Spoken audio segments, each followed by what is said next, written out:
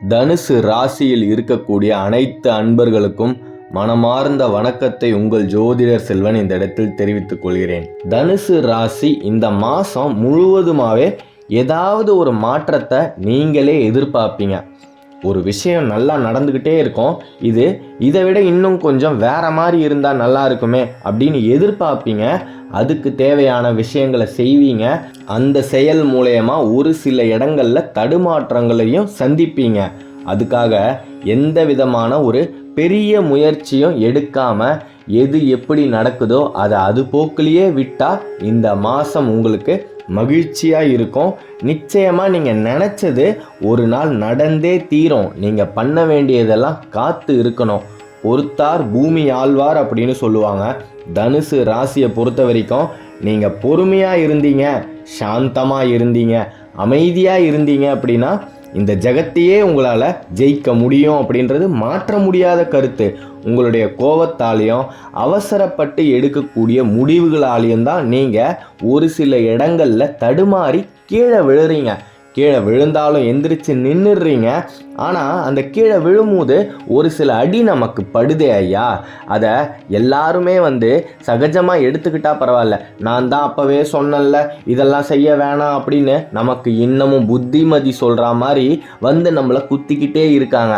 அப்பேற்பட்டவங்க மத்தியில் நாம் எப்படி இருக்கணும்?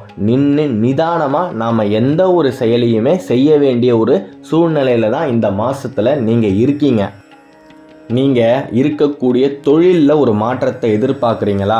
நிச்சயமாக நடக்கும். அதுக்காக நீங்களே எந்த விதமான ஒரு முதலீட்டையும் போட்டு தொழிலை இன்னமும் ஒரு படி மேலே கொண்டு போகணும் அப்படின்னு யோசிக்காதீங்க. கண்டிப்பாக தொழிலில் தனுசு ராசியில் இருக்கக்கூடிய அனைவருமே வெற்றியை காண்பீர்கள். ஆனால் அதுக்கு கொஞ்சம் காலதாமதம் ஆகும், கொஞ்சம் காலம் எடுக்கும். அந்த காலத்தில் நாம் பொறுமையாக இருக்கணும்.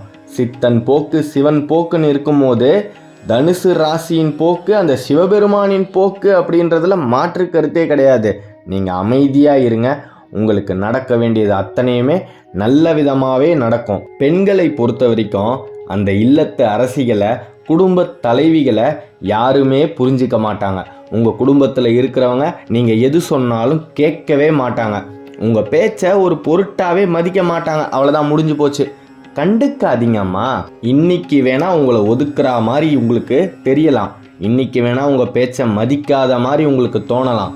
நிச்சயமா எல்லா இடத்துலையுமே அடி வாங்கிட்டு, அதாவது தோல்வியை சந்திச்சுட்டு, அன்னைக்கே என்னுடைய மருமகள் சொன்னாங்களே நான் தான் மதிக்காமல் போயிட்டேனே, அன்னைக்கே என் மனைவி என்கிட்ட பல மணி நேரம் உட்காந்து புத்திமதி சொன்னாங்களே நான் தான் கொஞ்சம் கூட காது கொடுத்து கேட்கலையே, அன்னைக்கே என் அம்மா என்னை உட்கார வச்சு பாடம் நடத்தினாங்களே நான் தான் அவங்கள கொஞ்சம் கூட பொருட்டாவே மதிக்கலையே அப்படின்னு எல்லாருமே ஒரு நாள் உங்ககிட்ட உட்காந்து செஞ்ச தப்புக்காக மன்னிப்பு கேட்டே தீருவாங்க. ஏன்னா தனுசு ராசியை பொறுத்த வரைக்கும் நீங்கள் ஆரம்பத்தில் எது சொன்னாலுமே அது எல்லோருக்குமே கசக்கும். பட்டு புரிந்ததுக்கு அப்புறம்தான் அதில் இருக்கக்கூடிய உண்மையே புரியும்.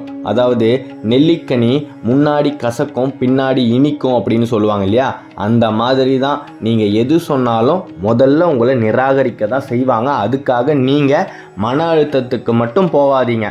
நீங்கள் மன அழுத்தத்துக்கு போயிட்டீங்கன்னா உங்களை அந்த மன அழுத்தத்துலேருந்து வெளியே யாருமே கொண்டு வர மாட்டாங்க. உங்களுக்கு ஒரு வார்த்தை ஆறுதல் கூட சொல்ல மாட்டாங்கம்மா.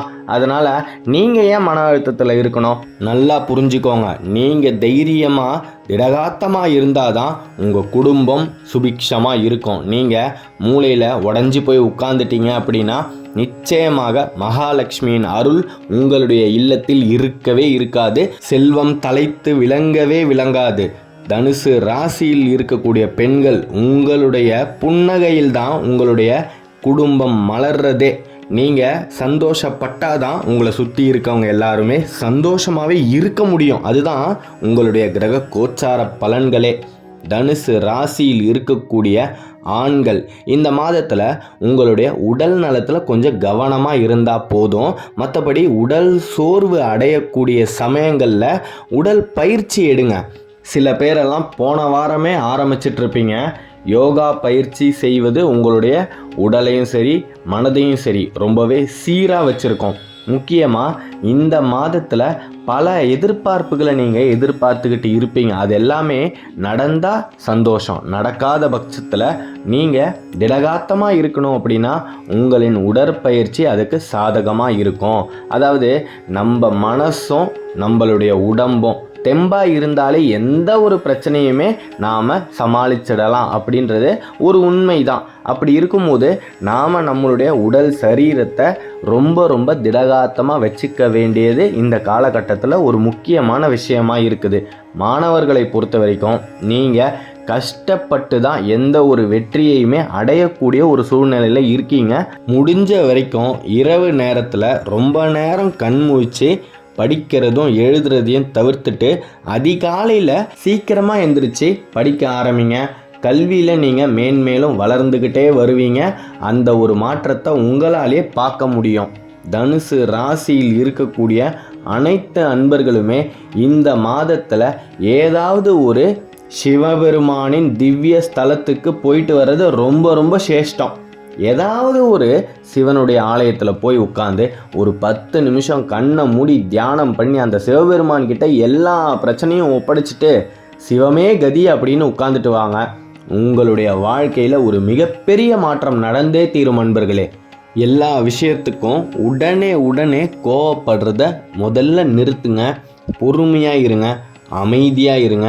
பூமாதேவியை போல நீங்கள் பொறுமையாக இருந்தீங்க அப்படின்னா இந்த உலகத்தையே ஜெயிச்சிடலாம். அப்பேற்பட்ட ஒரு அனுகிரகம் தனுசு ராசியில் இருக்கக்கூடிய உங்களுக்கு இருக்குது. ஆனால் பொறுமையாக இருக்க முடியாதே. நீங்கள் பொறுமையாக இருக்கணும்னு நினச்சாலும் உங்கள் கூட இருக்கிறவங்க, உங்களை சுற்றி இருக்கிறவங்க உங்களை பொறுமையாகவே இருக்க விட மாட்டாங்க. கோபப்படுத்திக்கிட்டே தான் இருப்பாங்க. அந்த சமயத்தில் கண்ணை மூடி சிவசிவா அப்படின்னு சொல்லி பாருங்கள். உங்களை யார் கோவப்படுத்துகிறாங்களோ அவங்களே உங்களை விட்டு விலகி போயிடுவாங்க. உங்களை யார் சும்மா தொந்தரவு பண்ணிக்கிட்டே இருக்காங்களோ அவங்களே சரி இவங்கக்கிட்ட பேசி பிரயோஜனம் இல்லை அப்படின்னு உங்களை விட்டு தள்ளி போயிடுவாங்க. அதை விட்டுட்டு நீங்கள் பதிலுக்கு கோவப்பட்டீங்கன்னா மிகப்பெரிய ஒரு பிரளயமே ஏற்படும். எல்லா பழியும் தூக்கி உங்கள் மேலேயே போட்டுடுவாங்க. இது நடந்ததுக்கு காரணமே நீங்கள் தான், இந்த தப்பு நடந்ததுக்கு காரணமே உங்களால் தான் அப்படின்னு உங்களை மட்டுமே தான் குறை சொல்லிக்கிட்டே இருக்கும் இந்த உலகம். அதனால் நீங்கள் பொறுமையாக இருக்கிறது தான் உங்களுக்கு என்றைக்குமே நல்லது. உங்களுடைய பொறுமை ஒரு நாள் மிகப்பெரிய ஒரு வெற்றியை உங்களுக்கு தேடித்தரும். அதாவது பொறுமையாக இருந்தால் நம்ம நினச்சது நடக்குது அப்படின்றது வேற, நமக்கு ஒரு மிகப்பெரிய வெற்றி கிடைக்கிறது அப்படின்றது எவ்வளோ பெரிய விஷயம். இந்த ஆண்டு முடிவதற்குள் உங்களுடைய குடும்பம் உங்களை ரொம்ப புரிஞ்சுப்பாங்க. நீங்கள் சொன்னதெல்லாம் சரி அப்படின்ற ஒரு மன தெளிவுக்கு அவங்களே வந்துடுவாங்க. அப்புறம் உங்களை தலை மேலே தூக்கி வச்சு கொண்டாடுவாங்க. ஐயா நீங்கள் சொன்னது தான் வேத வாக்கு அப்படின்னு உங்களுடைய வீட்டில் இருக்கவங்களே புரிஞ்சுப்பாங்க. அம்மா நீங்கள் சாந்தமாக இருந்தால் மட்டும் போதும், அனைத்துமே உங்களுக்கு சுபிக்ஷமாக நடக்கும். ஜெயம் உண்டாகட்டும். தனுசு ராசியில் இருக்கக்கூடிய உங்களுக்கு இனி பொற்காலம் மட்டும்தான். அடுத்த காணொளியில் விரைவில் சந்திப்போம். தனுசு ராசியை பற்றி நீங்கள் தொடர்ந்து தெரிஞ்சுக்கணும் அப்படின்னா இந்த சேனலை சப்ஸ்கிரைப் பண்ணிக்கோங்க. தென்னாட்டுடைய சிவனே போற்றி, எந்நாட்டவருக்கும் இறைவா போற்றி. நன்றி.